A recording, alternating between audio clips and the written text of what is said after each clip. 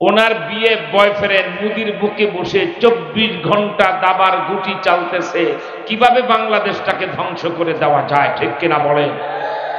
আজকে গাজীপুরবাসীকে বলি, প্রস্তুতি নেন। তার বাবারও ক্ষমতা নয় বাংলাদেশের ইসলাম ক্ষতি করার ক্ষমতা কারণ বাপেরও নাই, ঠিক কিনা জানেন?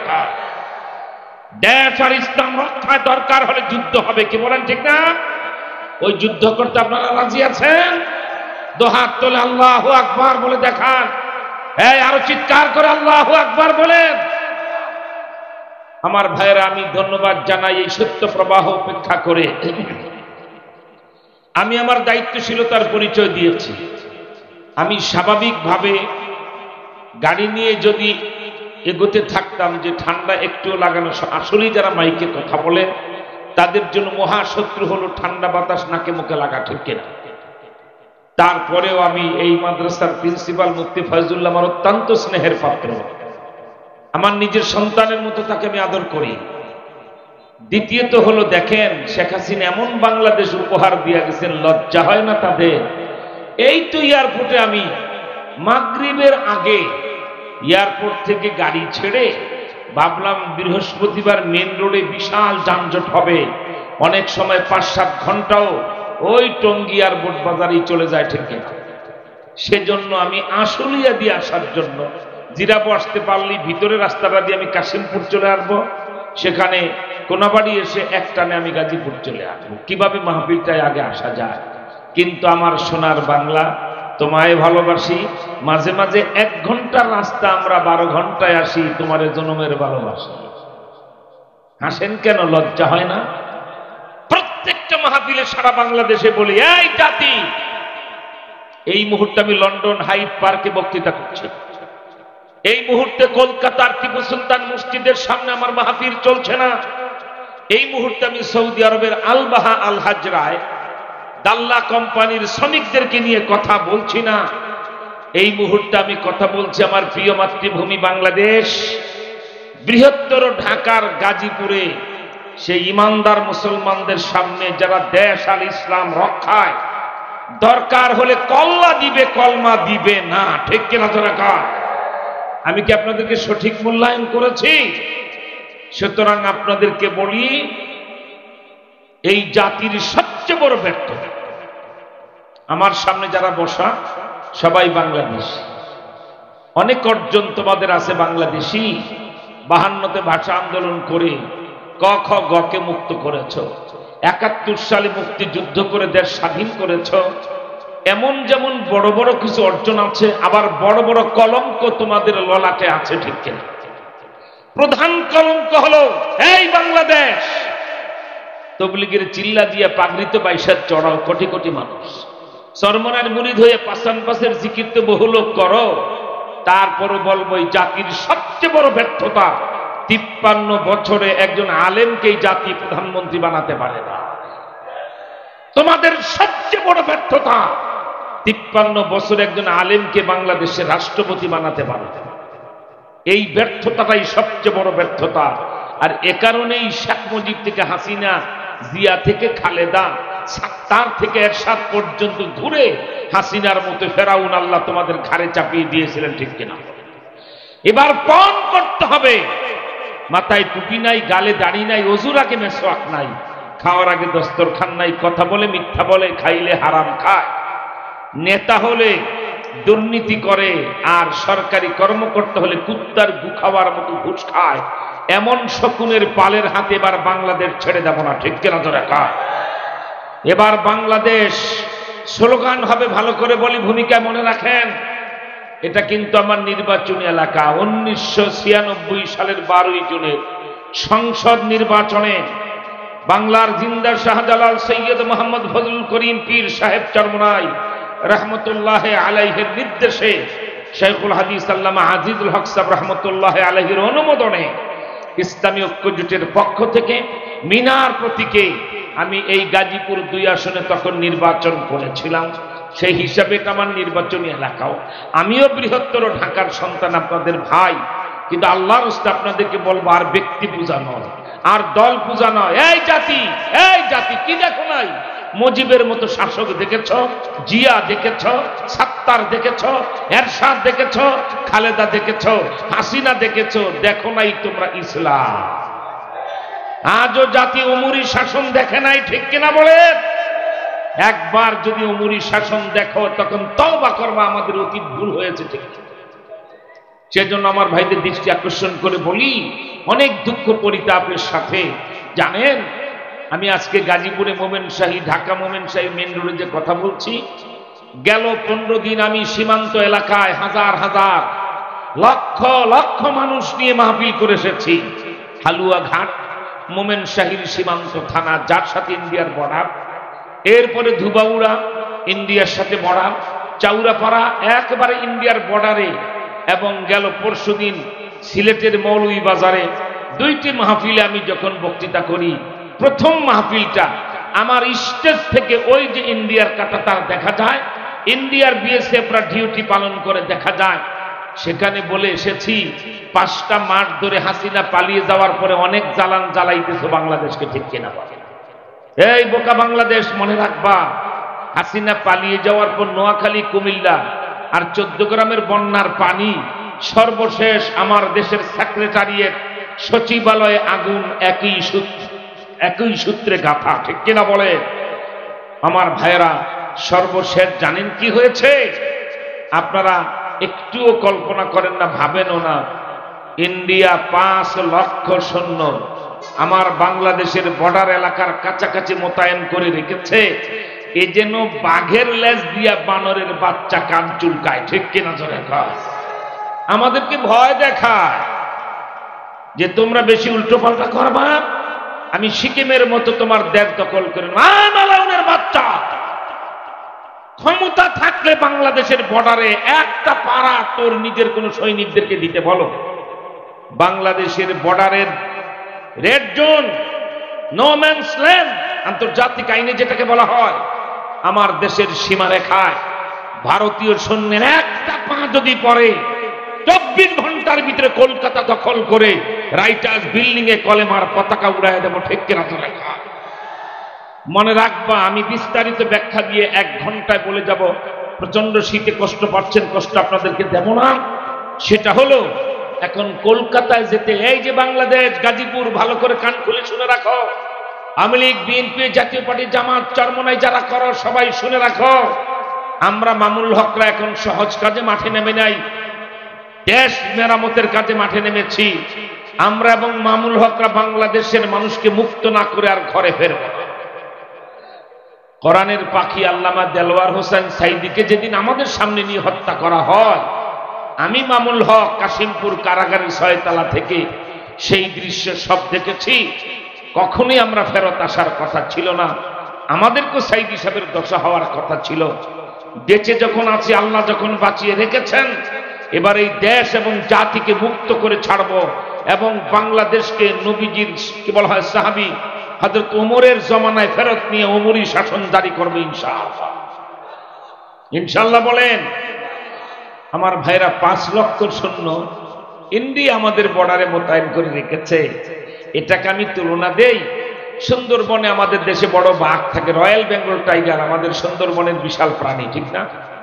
জঙ্গলের জমিদার হাত পা ছেড়ে ঘুমায়, 7-8 হাত লম্বা রয়্যাল বেঙ্গল টাইগার।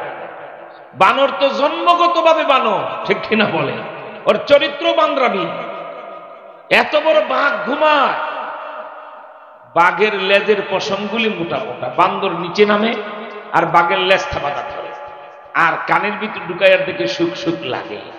পাশে দিয়ে শিয়াল পণ্ডিত যায় আর বলে, আরে বানরের বাচ্চা, কার লেজ দিয়ে কান চুলকা? যদি ঘুম থেকে উঠে আর একবার দেখতে পায়, গোষ্ঠী সুতা চাপা করে ফলাবে, ঠিক কিনা? বাঁচতে চাইলে তাড়াতাড়ি সর, জলদি পালা। কিন্তু বানরের বান্দরামি যায় না, ভারতের বান্দরামি যায় না। 53 বছর তোমার বান্দরামি যায় নাই। 1947 সাল থেকে একটা একটা করে আমার বাংলাদেশকে ঠকিয়েছ। এবার গলায় পারাদা, করায় গন্ডায় সব আদায় করে নেব, ঠিক কিনা? আমার ভাইরা, বাঘ চিন্তা করে, আমার লেজটা নাকি 7 হাত লম্বা বাঘ, 2.5 হাত লম্বা লেজ, ঠিক কিনা? আমার লেজটা নাকি ঘুমন্ত বাঘ, চোখগুলি লাল, খুব লাল টুকটুকে লাল। চোখ খুলে দেখে বানরের বাচ্চায় আমার লেজদা কাঁচু, এক থাবাটা ধরে কান্দা চামড়াটা ছিঁড়ে কলজা গুদ্দাটা খেয়ে সাবার করে দিয়েছে। ভারত মনে রেখো, তুমি আমার বর্ডারে 5 লাখ সৈন্য মোতায়েন করেছ, মানে বাঘের লেজ দিয়া তোমার বানরের বাচ্চা ভারত তুমি কাঞ্চুল গাইতেছ, ঠিক কিনা? দুনিয়ার বিচারে বলেন আর নবীজির হাদিস বলেন, ভারত এবার হেরে যাবে। কলকাতায় যেতে আপনাদের পাসপোর্ট ভিসা লাগে, আলাদা রাষ্ট্র। বিহারে যেতে লাগে, উড়িষ্যায় যেতে লাগে, আসাম, এরপরে ত্রিপুরা, দিল্লি, বোম্বে যেতে আপনাদের পাসপোর্ট ভিসা লাগে। আমি আজ গাজীপুরে বলছি, ইনশাআল্লাহ অচিরেই গজওয়াতুল হিন্দ হাদিস শরীফে বর্ণিত যুদ্ধটি সংগঠিত হবে। আর বাংলাদেশ, পাকিস্তান থেকে শুরু করে পৃথিবীর কোন মুসলমানদের ভারতে যেতে পাসপোর্ট ভিসা লাগবে না। আলহামদুলিল্লাহ। ওয়েট এন্ড সি, অপেক্ষা করো। कोलकाता होगा हमारा, पटना होगा हमारा, दिल्ली होगा हमारा, कश्मीर होगा हमारा, सारा हिंदुस्तान हो जाएगा हमारा इंशाअल्लाह।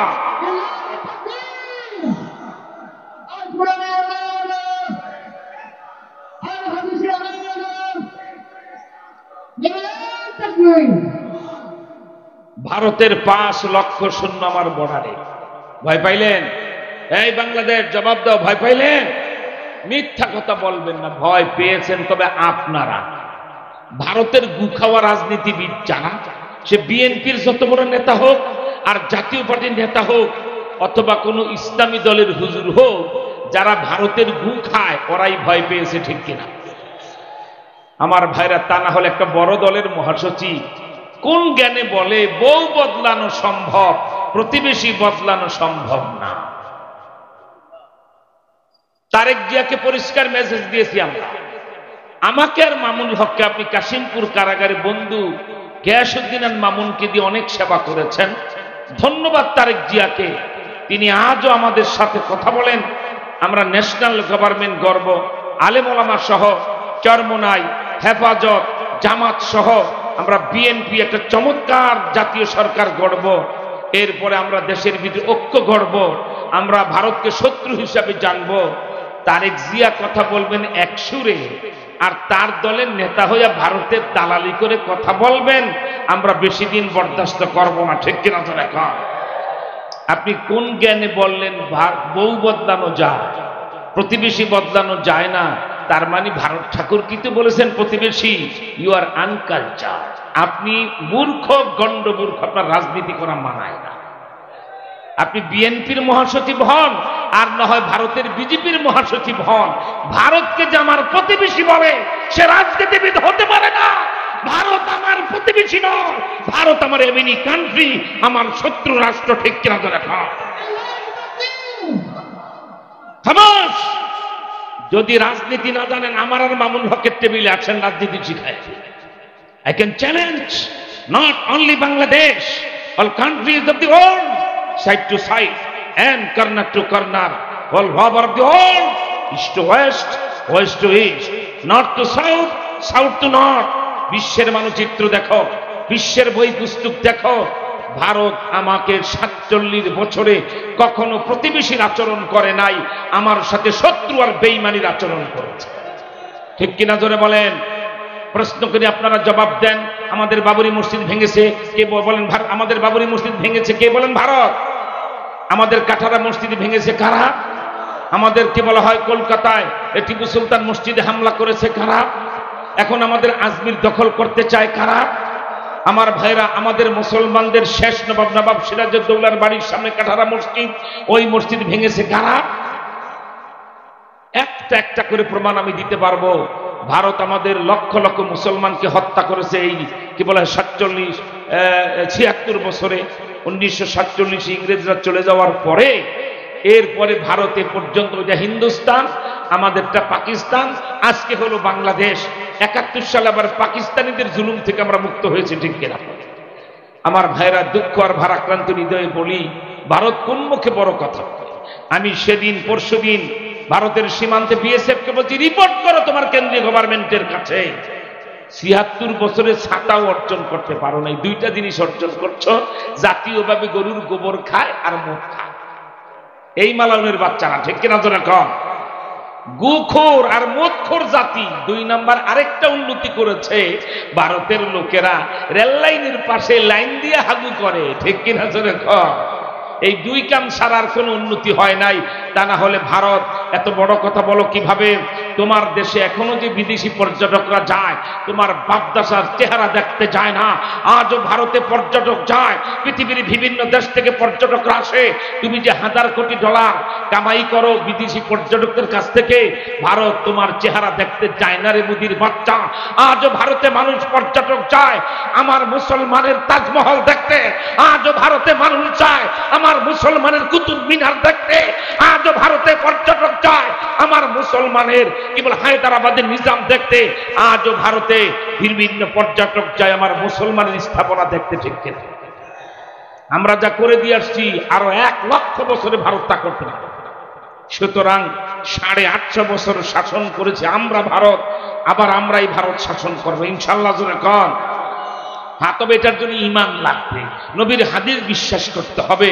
বাংলাদেশের কোনো বড় দলের বড় নেতা হইয়া যদি ভারতের গু খাওয়া অভ্যাস থাকে আর রয়ের দালাল হও, তাদের কাছে ভয় ভয় লাগবে।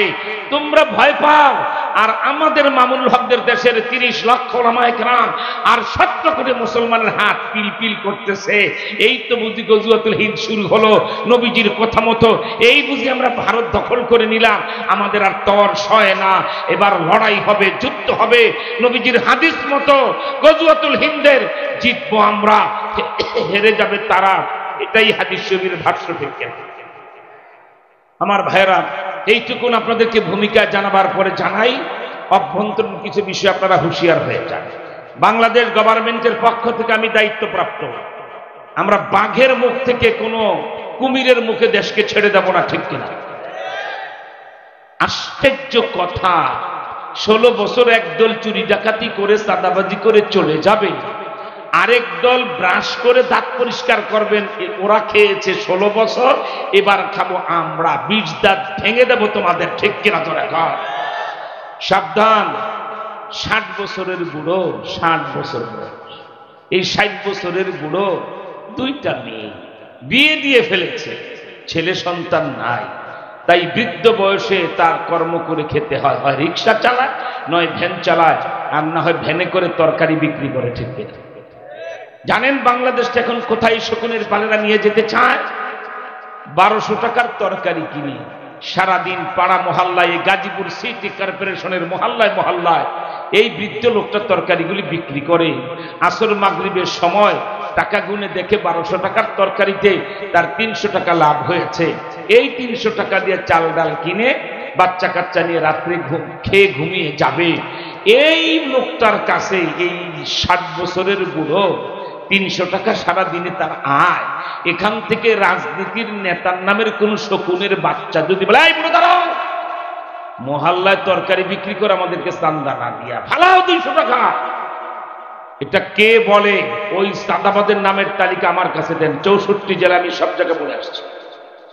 কারা চাঁদা চায়, চাঁদাবাদদের নাম আমাকে, ওর বাপও যদি মন্ত্রী হয়, আমাকে যদি সকাল 10টায় ওর নাম দিতে পারেন, দেখবেন সূর্য ডুবার আগে ওকে আমি জেলখানায় পাঠাবার ব্যবস্থা করতে পারি।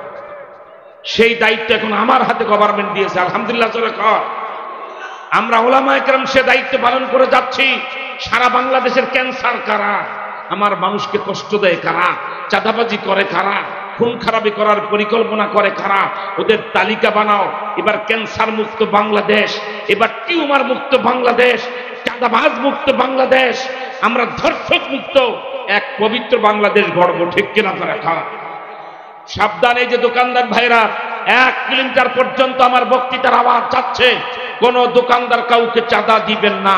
চাঁদা কে চায়, ওর নাম আমার কাছে পাঠান। বললাম তো, ওর ভাই না ওর বাপও যদি মন্ত্রী হয়, ওকে গ্রেফতার করে জেলখানায় পাঠাবার ক্ষমতা আমার হাতে আছে। কেউ চাঁদা দিবেন না, ঠিক আছে? আমার ভাইরা, এখন থেকে 8 দিনের ভিতরে ডক্টর ইউনূস সাহেবের সাথে আবার বৈঠক হবে। বৈঠকটা মূলত খতমে নবুয়ত নিয়ে। বাংলাদেশের কোটি মানুষ জানে, আপনারা না জানার কথা না। আমি একটা সংগ্রাম করি আমার রসুলের পক্ষে, 2টা দাবিতে। আল্লাহর নবীকে শেষ নবী মানবে না যারা, মুসলমান দাবি করতে পারবে না তারা। ঠিক কিনা বলেন? আওয়াজটা পছন্দ হলো না। আল্লাহর নবীকে শেষ নবী মানবে না যারা, মুসলমান দাবি করতে পারবে না তারা। 2 নম্বর আমাদের দাবিটা হলো নবীজিকে গালি দিবে যারা, ফাঁসিতে ঝুলবে তারা। গাজীপুরবাসীকে আইনটা চায়, আমার প্রিয় নবীকে কেউ গালি দিলে তার ফাঁসি হোক, এই আইন গাজীপুরবাসী চায়। একটা নয়, 2টা হাত উঁচা করে আল্লাহু আকবার বলে দেখায় দেন। কারা কারা নবীর শত্রুর ফাঁসি চায় হাত তোলে, নারা তাকবীর, আল্লাহু আকবার বলে আওয়াজ দিয়ে দাও। হ্যাঁ, জোরে দেন।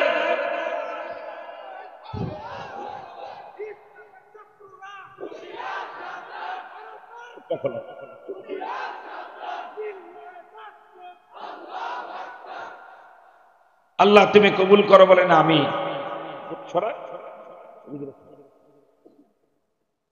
আমার ভাইরা, 2টি বিষয় আমি আপনাদের সামনে পরিষ্কার করে অল্প সময় মাইক ছেড়ে আখের মোনাজাত। একটা হলো গজওয়াতুল হিন্দ। প্রিয় নবীজি 1500 বছর আগে বলে গেছেন, আমার উম্মতের সাথে ইন্ডিয়ার যুদ্ধ হবে, সেই যুদ্ধের ফলাফল নবীজি বলেছেন আমার উম্মতেরা জিতে যাবে। গলা ফাটায় আলহামদুলিল্লাহ বলেন, 2টা হাত উঁচা করে আল্লাহু আকবার বলেন, আরো জোরে বলেন। আহত শিয়ালের ঘ্যাঙর ঘ্যাঙর শুনতে গাড়ি ছেড়ে কিছুক্ষণ কি বলা হয় আপনার অটোরিকশায়, তারপরে মোটরসাইকেলে সত্য প্রবাহ উপেক্ষা করে আসি নাই, সিংহের গর্জন শুনতে চাই। বাকি সময়টা আওয়াজ দিতে পারবেন না ইনশাল্লাহ? তাহলে গলাটা পরিষ্কার করেন, এই ভালো করে গলা পরিষ্কার করেন। এবার বলেন আপনাদের গায়ের শক্তি তলায় না গলায়? কথা যদি সত্য হয় 3 বার আল্লাহু আকবার বলে আওয়াজ দেন। হাত উঁচা করে 2 হাত এরকম মুষ্টিবদ্ধ উঁচা করেন, আরো জোর আল্লাহু আকবার বলেন, আরো গলা ফাটায় আল্লাহু আকবার। হাত পাখা নেন, হাত পাখা পাতার দেন। বুঝেন না কিছু? সত্য প্রবাহে কলিজা টুকটুক করে তোমাদের শীতে কাঁপে, আর আমাদের গায়ে ঘাম ঝরে। আমরা কোন খেলায় মাঠে নেমেছি? দেশ মেরামত করব, রাষ্ট্র মেরামত করব, এই দেশকে উমরি ট্রাকে উঠাবো, এই বাংলাদেশকে কোরআন হাদিসের ছাঁচে ফেলে এমন বাংলাদেশ গড়ব, কোন নাস্তিক, মুরতাদ, চাঁদাবাজ, দুর্নীতিবাজ, খুনি, সন্ত্রাসী, লম্পট, বাটপা আর দেশের নেতা হতে পারবে না। ঠিক কিনা যারা গান? আমার ভাইরা, তাই আপনাদের সামনে গজওয়াতুল হিন্দ আর ইসলামী শাসন হলে কি হবে, আর ইসলামী নেক্সট গভর্নমেন্ট, বাংলাদেশের পরবর্তী সরকার কেমন চাই, সে ব্যাপারে গাজীপুরবাসীকে আমি সর্বোচ্চ আধা ঘন্টার ভিতরে ধারণা পরিষ্কার করে আমরা আখিরে মোনাজাত দেব। আলহামদুলিল্লাহ, আমি যখন আসতেছিলাম এলোমেলো ছিলেন আপনারা, এখন মৌচাকের মতো জমে গেছেন অসংখ্য কলিজার টুকরা যুবক বাবারা। তারাও চতুর্দিক থেকে মাহফিলের চতুর্দিকে ঘিরে দাঁড়িয়ে শুনছেন। আমি বলবো রাত বেড়েছে, তাই পিছন থেকে হালকা ভাবে আস্তে আস্তে আস্তে আস্তে, অন্যদের গায়ে গেলে তো সে ডিপ ফ্রিজে চলে যাবে, আজরাইলের কাছে যাবে না। আমার গায়ে শুধু লাগবে, অন্য ডানে বামে যাওয়ার দরকার নাই। ঠিক কিনা বলেন? তাও হালকা ভাবে আলহামদুলিল্লাহ বলেন, আলহামদুলিল্লাহ বলেন। আমার ভাইরা, তাই আপনারা অভয় দিচ্ছে আপনাদেরকে। বাংলাদেশে এবার এমন একটা গভর্নমেন্ট নির্বাচনের পরে হবে, কারো চান্দাবাজি আর চলবে না, কারো দান্দাবাজি আর চলবে না। আর এমন একটা সংসদ হবে, যেই সংসদে দাঁড়িয়ে ইনুমিনু আর নাস্তিকের বাচ্চারা, আহমদ শফিকি তেতুল হুজুর আর অসভ্য লতিফ সিদ্দিকী অঙ্গভঙ্গি করে নবীজিকে আব্দুল্লাহর পুত্র মুহাম্মদ বলে দাঁত ভেটকাইতে পারবে না। এমন সংসদ হবে, এমন ওলামা একরাম এবার জাতীয় সংসদের সদস্য হয়ে এমপি হয়ে পার্লামেন্টে ঢুকবেন। প্রিয় নবীজির শানে বেয়াদবি করে একটা কথা বলতে দেরি হবে, স্পিকারের সামনে ওর জিহ্বাটা টেনে ছিঁড়ে ফেলতে দেরি করবো না। ঠিক কিনা তো বলেন? ঠিক না? সেজন্য বাবা আপনাদেরকে বলি, আল্লাহ চাহে তো আগামী 8-10 দিনের মধ্যেই বাংলাদেশের প্রধান উপদেষ্টা ডক্টর ইউনূস সাহেবের সাথে আবার আমাদের বৈঠক হবে। আলহামদুলিল্লাহ বলেন। 10 জনের একজন আমি যাব, মধুপুরের বিশ্ববধূর যাবেন, 6টা খাতমুল নবুয়তের চেয়ারম্যানরা যাবেন, বাইতুল মোকাররম জাতীয় মসজিদের খতিব আব্দুল মালেক সাহেব যাবেন, আমার হেফাজত ইসলাম বাংলাদেশের সম্মানিত মহাসচিব আল্লামা সাজিদুর রহমান সাহেব, এই 10 জন আমরা প্রধান উপদেষ্টা ডক্টর ইউনূস সাহেবের সাথে আমরা বৈঠকে বলবো। মূলত ওই দুইটা দাবি নিয়ে আমরা যাব, ইমানি দাবি। এটাই 1.5 মাস আগে থেকে কাগজে লেখা, কিন্তু গেল 3-4 মাসে ভারত যা করলো, আর শেখ হাসিনা পুরুত করে পালিয়ে নেতাকর্মীদেরকে বিপদ সাগরে ভাসায়া যেভাবে ভারতে দিল্লিতে বসে উনি চক্রান্ত ষড়যন্ত্র করতেছেন, বাংলাদেশ ধ্বংস করার দাবার গুটি খেলতেছেন, তাদেরকেও আর ছাড় দেওয়া যাবে না। ঠিক কিনা জানেন? তো আমাদের দুইটা দাবি তো একটু আগে বলেছি, ডক্টর ইউনূসের কাছে গিয়ে বলবো, বাংলাদেশে মুহাম্মদ সাল্লাল্লাহু আলাইহি ওয়াসাল্লামকে শেষ নবী যারা মানবে না, বাংলাদেশে তারা মুসলমান দাবি করতে পারবে না, সরকারি প্রজ্ঞাপন জারি করে দেন। ঠিক কিনা বলে? মুসলমান দাবি করতে হলে মুহাম্মদ সাল্লাল্লাহু আলাইহি ওয়াসাল্লামকে মানতেই হবে, তুমি বাউন্ড, বাধ্য। কি বলেন, ঠিক না? 2 নম্বর যে দাবিটা নিয়ে আমরা যাব, সে দাবিটা হলো আল্লাহর নবী মুহাম্মদ সাল্লাল্লাহু আলাইহি ওয়াসাল্লামকে গালি দিবে যারা ফাঁসিতে ঝুলবে না। এই দুইটা দাবি মূলত আমাদের ইমানি দাবি, প্রত্যেকটা মুসলমানের হৃদয়ের দাবি। ঠিক কিনা? কিন্তু আল্লাহ চাহে তো যা ঘটে গেল চট্টগ্রামে, ইসকন, হিন্দুদের জঙ্গি সংগঠন ইসকন আমার মুসলমান আইনজীবীকে পাথর দিয়ে মাথা থেতলাইয়া গলা ত্রিশূল দা কেটে বাংলাদেশের আদালত চত্বরে হিন্দুরা মুসলমান আইনজীবী হত্যা করে, এটা 1000 বছর বাপদাদার করতে শোনেন নাই। ঠিক না? তাহলে বাংলায় একটা প্রবাদ বাক্য আছে, ছাগল নাচে খুঁটার দ্বারা। আমাকে দেখা না যায়, পিছন থেকে বাতাস, ছাগল নাচে খুঁটার জোরে। কি বলেন, ঠিক না? ইসকন এই সাহসটা পেল কোথায়? আমার আইনজীবী হত্যা করলো আদালত চত্বরে জবাই করে।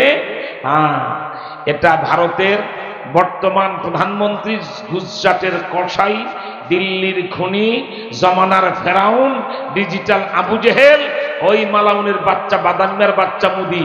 আমাদের বাংলাদেশে বাদামিয়া কারে কর?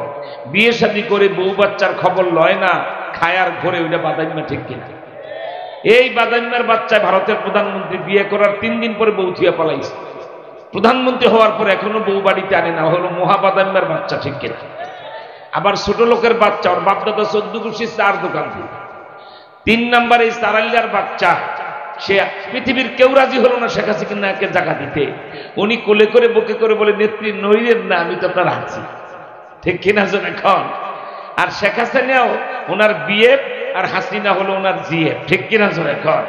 আপনারা বুঝেন নাই, আমাদের যুবকরা বুঝছে যে হুজুর সহি তরিকা বলছে। কি বলেন, ঠিক না? আশ্চর্য। আমি তো ভূমিকাই বলেছিলাম আরো 1 ঘন্টা আগে, খালেদা জিয়ারও ক্ষমতা গিয়েছিল, উনি তো দেশের বিরুদ্ধে ষড়যন্ত্র করে নাই। আমার বার এরশাদেরও ক্ষমতা চলে গেছিল, সে তো দেশের বিরুদ্ধে ষড়যন্ত্র করে নাই। আপনি ক্ষমতা রেখে পালিয়ে চলে গেলেন চোরের মতো, আর যাই বাংলাদেশের বিরুদ্ধে কিভাবে দেশটা ধ্বংস হয়, কিভাবে 3 লাখ লোককে বন্যার পানি চেয়ে হত্যা করা যায়, কিভাবে বাংলাদেশের ভিতরে সাম্প্রদায়িক দাঙ্গা লাগাই দেওয়া যায়। ওই যে মুসলমান আইনজীবী হত্যা, কেন জানেন? পরের দিন যেন মুসলমানেরা বলে, মালাউনের বাচ্চাদের এত সাহস, আমার মুসলমান আইনজীবী, সরকারি আইনজীবী পিপি, তাকে আদালত চত্বরে হিন্দুরা হত্যা করে, ভাঙ মর্দি, মন্দির জবাই কর হিন্দু। এই কথা বলে বাংলাদেশে হাজার হাজার মন্দির মুসলমানরা ভেঙে ফেলবে, লক্ষ লক্ষ হিন্দু জবাই করে রাস্তায় ফালায় রাখবে। আর ভারত এই জাল পেতেছিল, সে জাতিসংঘকে দেখাবে, জাতিসংঘ আমার পেটের মধ্যে একটা ছোট্ট রাষ্ট্র, নাম তার বাংলাদেশ, এই দেখো আমার মন্দিরগুলি কিভাবে ভাঙছে, এভাবে দেখো কত হাজার হিন্দুকে জবাই করে রাস্তায় ফেলে রেখেছে, আমি আর সহ্য করতে পারছি না, আমি সিকিমের মতো বাংলাদেশকে দখল করে নিচ্ছি। এই ভাত পেয়েছিল। ঠিক কিনা যারা এখন? কিন্তু স্যালুট জানাই, সালাম জানাই আপনাদেরকে, প্রধান উপদেষ্টা ডক্টর ইউনূস সাহেবের পক্ষ থেকে আপনাদেরকে আমি ধন্যবাদ জানাই। আল্লামা মামুল হক, বাংলাদেশের ভবিষ্যৎ প্রধানমন্ত্রী। ঠিক কিনা যারা এখন? তার পক্ষ থেকে আপনাদেরকে আমি ধন্যবাদ জানাই। হেফাজতে ইসলাম বাংলাদেশের পক্ষ থেকে ধন্যবাদ জানাই। এত বড় উস্কানি দেওয়ার পরেও একটা মন্দিরে আমরা হাত দেই নাই। ঠিক কিনা? একজন হিন্দু ভাইয়ের গায়ে আমরা হাত দেইনি। কেন দেব? তারা আমার প্রতিবেশী, আমার ভাই। ঠিক কিনা বলে? কেন আমরা মন্দির ভাঙবো? কুত্তা মানুষের কামড় দেয়, মানুষ কখনো পাল্টা কামড় কুকুরকে দিতে পারে না। তাই মুদির আশার গুড়ে বালি, আহারে, মুসলমান আইনজীবী হত্যা করাইলাম, তাও তো মন্দির ভাঙে না, তাও তো আমাদের হিন্দুদেরকে জবাই করে না। ডক্টর ইউনূস সাহেব এত খুশি হয়েছে জানেন? এই বাংলাদেশ, আপনারা সাম্প্রদায়িক সম্প্রীতি রক্ষা করে, মন্দির না ভেঙে, হিন্দু হত্যা না করে আমার বাংলাদেশটাকে 14 হাত উপরে উঠায় নিয়েছে। গোটা পৃথিবী বাংলাদেশের প্রশংসা করে এখন। ঠিক কিনা দরকার? এবং কত ইজ্জত বাড়াইছেন বাংলাদেশের জানেন? এই অপকর্ম করে মোদি, আপনারা তো ডক্টর ইউনূসকে চিনেন না, ভারতের মোদি হারে হারে টের পাইছে ডক্টর ইউনূস কাকে। আমি কি এখন লন্ডন হাইট পার্কে কথা বলতেছি, বিদেশি মুসলমান দিয়ে কথা বলি? মনে রেখো ডক্টর ইউনূস কাকে বলে এই বাংলাদেশ বুঝে না। যেদিন হাসিনা পালিয়ে চলে গেল 5 আগস্ট, হাসিনা পালিয়ে যাওয়ার পরে ওই দিন সূর্য ডুবার আগেই তার বাবা, এদেশের বড় বিশাল মহান নেতা বঙ্গবন্ধু শেখ মুজিবুর রহমান সাহেবকে যদি গোপালগঞ্জের কবর থেকে উঠায় তোমরা বাংলাদেশের ক্ষমতায় বসায় দিতা, 5 দিনের বেশি লাস্টিং করতো না, ভারত বাংলাদেশ দখল করে ফেলতো, ঠিক কিনা? কিন্তু ডক্টর ইউনূস ক্ষমতা থাকার কারণে